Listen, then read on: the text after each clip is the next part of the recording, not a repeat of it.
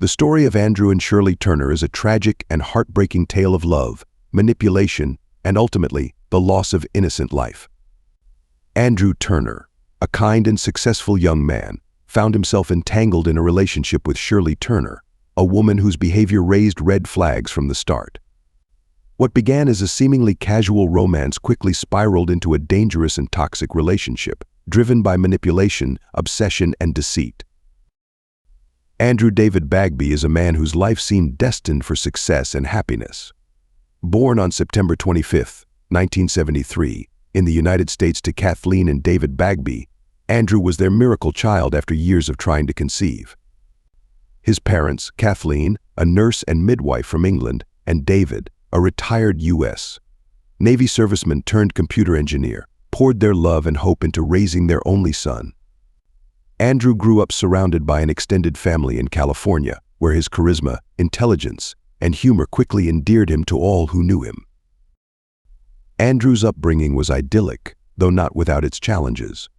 During his teenage years, a brief phase of rebellion tested his parents' patience, but their approach of open dialogue and understanding helped him find his way back to the kind, determined young man he was known to be. With a passion for nature and a knack for forming deep friendships, Andrew excelled in the Boy Scouts, earning the highest rank by age 15. He also discovered a love for acting, appearing in films created by his childhood friend. Inspired by his mother's stories from her nursing career, Andrew pursued a career in medicine. Though admission to medical school proved challenging, his persistence paid off in 1995 when he was accepted into Memorial University of Newfoundland in Canada. It was here, far from home, that Andrew's life took a fateful turn. During his third year of medical school, Andrew met Shirley Turner, a woman who was 12 years older. Shirley's life had been marked by turbulence. Born on January 28, 1961, in the United States, she moved to Newfoundland after her parents divorced when she was 7. Shirley's early life was marked by ambition and a string of failed relationships. By the time she met Andrew, she had 3 children from 2 marriages, both of which ended in divorce. Allegations of physical and emotional abuse toward her children had surfaced over the years, along with troubling accounts of erratic and manipulative behavior in her relationships. Shirley initially presented herself as charming and nurturing, which drew Andrew into her orbit. However, as their relationship progressed, Shirley's controlling and volatile tendencies began to surface. Despite warnings from friends and family, Andrew tried to navigate the relationship, possibly out of a desire to see the best in her. But their time together became increasingly strained, marked by arguments and Shirley's growing possessiveness.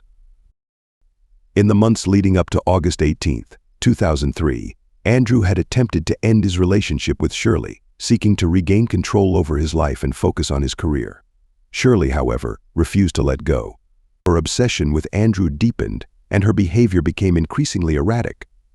On that fateful day, an argument between them escalated, culminating in a series of events that would shock everyone who knew them. Shirley's actions, driven by jealousy and desperation, resulted in an unimaginable loss for Andrew's family and friends.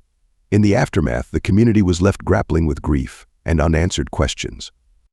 Investigations revealed a pattern of manipulation and control in Shirley's past relationships, casting a tragic shadow over Andrew's life and death. This story is one of both heartbreak and resilience. It serves as a stark reminder of the devastating consequences of unchecked obsession and the need for vigilance in recognizing and addressing the warning signs of manipulative behavior. As we delve deeper into Andrew's life and the events surrounding his untimely death, we are reminded of his kindness, his dreams, and the enduring love of the family he left behind. Initially, Andrew and Shirley's connection was casual, with neither seeking a serious commitment.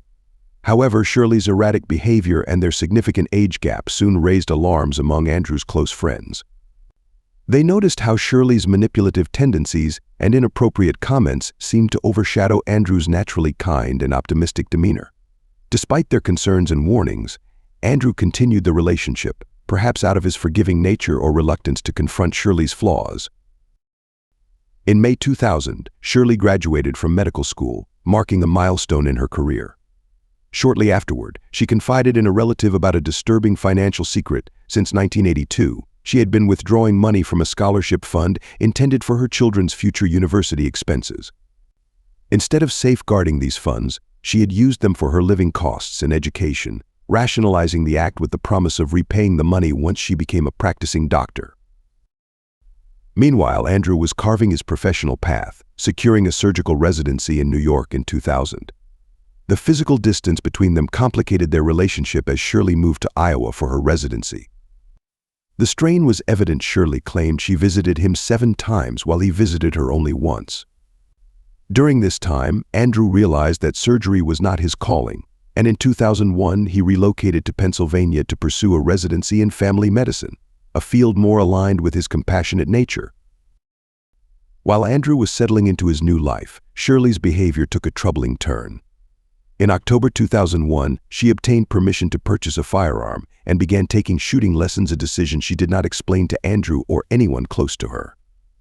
Her possessiveness escalated dramatically, manifesting in obsessive phone calls demanding to know Andrew's every move.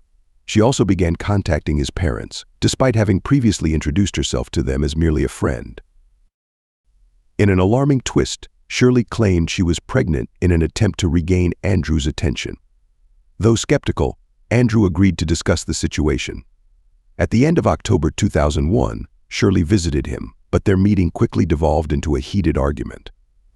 Shirley's claim unraveled when, during a moment of frustration, she admitted she had fabricated the pregnancy to manipulate him. This revelation was a breaking point for Andrew. Angrily, he ended the relationship and insisted she return to Iowa.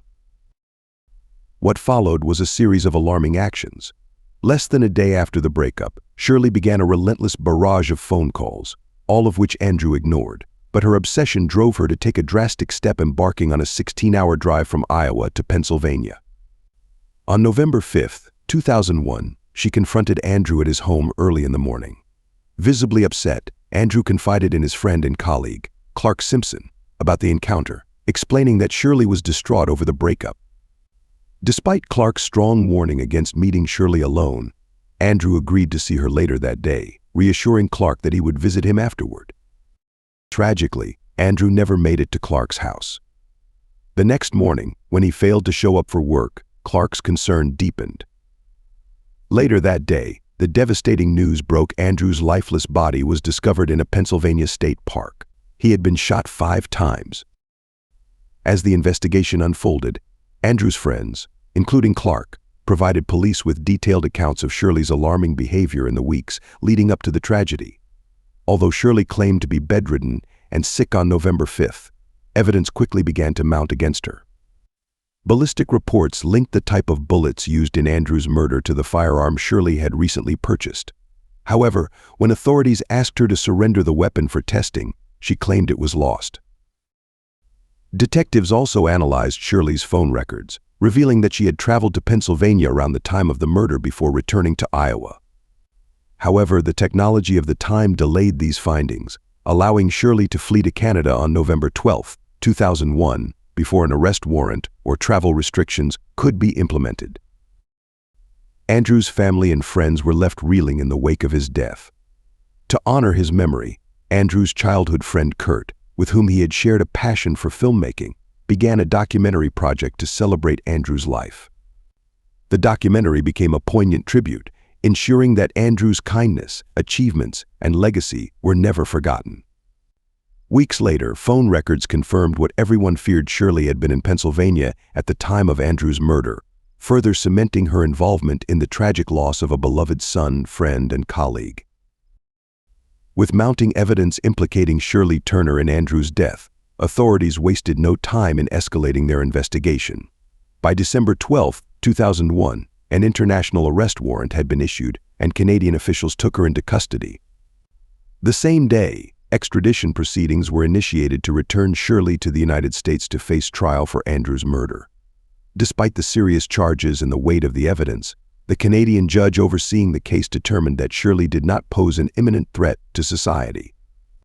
This decision shocked Andrew's family and friends, who had been advocating for justice. As part of her bail conditions, the judge required Shirley to surrender her passports to prevent her from fleeing, remain confined to a specific area, check in weekly with the police, and avoid all contact with Andrew's family.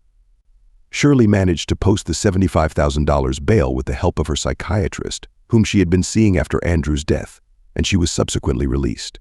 The situation grew even more complex when Shirley revealed she was 2 months pregnant. The child, she claimed, was Andrew's, a revelation that deeply unsettled those close to him.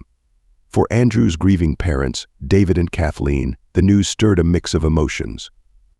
On one hand, it was a painful reminder of their son's tragic relationship with Shirley, but on the other, it represented a part of Andrew that could live on through his child. This unexpected development had a profound impact on those who had loved Andrew. Kurt, his childhood friend, was particularly affected. Kurt had been working tirelessly on a documentary, initially intended to commemorate Andrew's life and legacy. However, with the revelation of Shirley's pregnancy, Kurt made the poignant decision to shift the focus of the film. He transformed it into a letter from Andrew to his unborn child, hoping that one day the baby could learn about the father he would never meet. As a tribute to Andrew's memory and his enduring influence, Kurt named the project Dear Zachary, a letter to a son from his father, a title that reflected the heartbreak and hope intertwined in the story. When Shirley later disclosed that the baby was a boy and that she intended to name him Zachary Andrew Turner, it added another layer of complexity to an already fraught situation. For Andrew's parents, the decision to name the child after their son brought both solace and anguish. In July 2002, Zachary Andrew Turner was born, bringing a glimmer of joy to an otherwise devastating chapter in the lives of Andrew's family and friends. However, his birth marked the beginning of a prolonged and emotionally draining custody battle. Determined to be a part of their grandson's life, David and Kathleen made the difficult choice to relocate to the city where Shirley lived. Despite their grief, they prioritized their grandson's welfare above all else, resolving to maintain a relationship with Shirley for the sake of Zachary's future. David and Kathleen firmly believed that Zachary's safety and well-being were at risk in Shirley's care, and they dedicated themselves to fighting for custody of their grandson. Throughout the legal process, they made painstaking efforts to cooperate with Shirley, fearing that any hostility might provoke actions that could jeopardize their relationship with Zachary or his safety. While the custody proceedings unfolded, Shirley's troubling behavior continued to raise alarms. The once celebrated medical professional had now become a figure of concern, her actions scrutinized under the harsh light of legal and public opinion. As David and Kathleen worked tirelessly to ensure their grandson's future, they held on to the memory of their son, believing that through Zachary, a piece of Andrew's legacy would endure. But the journey toward justice and resolution was far from over, and the challenges ahead would test the limits of their strength and resolve. Shirley's body was discovered by a couple on vacation on a beach, and nearby they found the lifeless body of her young son, Zachary. Authorities quickly pieced together the tragic events that unfolded on the fateful day of August 18th. Shirley, after purchasing medication from a local pharmacy, drove with Zachary to the home of the man she had briefly dated. She left behind disturbing evidence, including photos of herself and the baby, as well as a used tampon in the car. From there, she drove to a secluded area near the Atlantic Ocean. It was in this remote location that she mixed antidepressants with Zachary's baby formula and fed it to him. Tragically, after administering the deadly concoction, she consumed a lethal dose herself. In a final act, she tied the baby to her chest with her sweater and jumped from a fishing dock, ending both of their lives. The police investigation concluded that Shirley's actions were driven by a desire for revenge and that she had planned to frame the man she had briefly been involved with. Forensic experts later confirmed that Zachary did not suffer, as he had lost consciousness due to the medication. In the wake of this horrific tragedy, David and Kathleen, Andrew's parents, held an emotional press conference. They expressed their deep anger at the judicial system, which had allowed Shirley to remain free after her previous manipulative acts, ultimately enabling her to take the life of an innocent child. Their outrage was palpable, as they condemned the leniency that had allowed her to escape justice before the murder of their beloved grandson. In a shocking interview with a child and youth protection officer, Shirley's supervising doctor during her residency described her as a manipulative sociopath. This revelation led the hospital to implement significant changes to its residency evaluation procedures. On May 3, 2006, a disciplinary board convened by the Newfoundland and Labrador College of Physicians and Surgeons found Shirley's psychiatrist guilty of professional misconduct for assisting her in paying bail. The psychiatrist was fined $10,000, covering a third of the $30,000 spent on the investigation. While the psychiatrist expressed disappointment with the ruling, David expressed satisfaction with the precedent it set, feeling that accountability had finally been brought to light. In October 2006, a forensic judge released the findings of his investigation into Shirley's case. The judge concluded that Zachary's death was preventable and sharply criticized the region's social services for failing to protect the child from his mother. He pointed out the severe miscommunication between social service officials who had worked under the assumption of Shirley's innocence and had prioritized her well-being over the safety of the child. The judge's findings underscored the failures of the system that allowed this tragedy to unfold. The case sparked widespread outrage, and in 2009, a member of the Canadian Parliament introduced the Zachary Law, aimed at amending the country's criminal code to allow courts to deny bail to individuals accused of serious crimes when the protection of children is at stake. The bill received unanimous support from the House of Commons and was backed by a senator. On December 16, 2010, the law was passed by the Governor General, marking a significant victory for child protection advocates. Additionally, 2 scholarships were established in honor of Andrew and Zachary, ensuring their memory would live on and contribute to future generations. Thank you for listening to True Crime Pulse, sharing your thoughts on the story, and liking and subscribing to the channel. Until the next episode, stay vigilant.